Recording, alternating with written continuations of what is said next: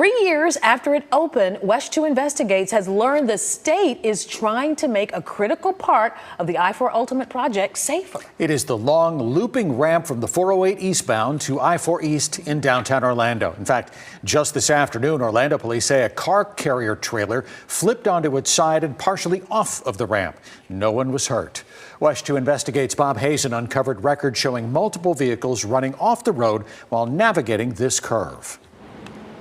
I started looking into this ramp from 408 to I-4 because a lot of times we'd see what you can see back here right now. Tire tracks coming down off the ramp, a road sign knocked over. We found close to a dozen cars have gone off the road here, sometimes even ending up in the water. Last month, Orlando firefighters and a tow truck operator had to haul this SUV out of the retention pond at the bottom of a steep hill, dropping off the ramp from 408 eastbound to I-4 eastbound.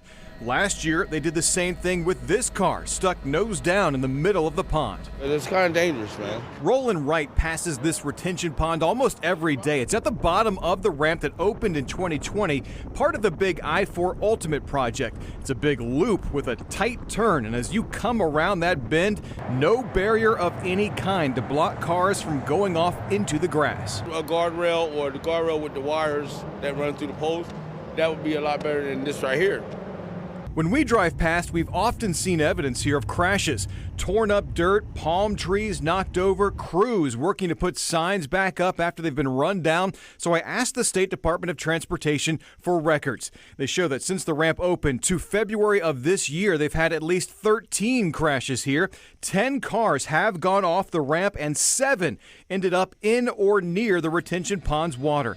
That does not include the one from May. Now, no one from the DOT would talk on camera, but they do recognize there is a problem. They installed a series of signs warning about the tight curve and advising drivers to stay at 25 miles per hour. The DOT is also planning to add more this summer, including speed reduction markers, reflective strips, and arrow signs. In the future, they're considering putting up an electronic speed reader to tell drivers how fast they're going and treating the surface itself to improve traction when it's wet.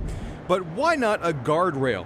DOT's communication manager said that could actually cause more problems, writing, quote, "While guardrails may prevent motorists from veering down the hill, there is also the chance that when a vehicle hits the fixed guardrail, the vehicle will then block the ramp, and this could possibly lead to another crash."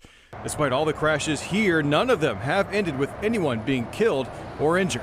Lucky nobody got hurt, but still, it shouldn't take that many cars to go over that before somebody say, hey, we got to do something about this.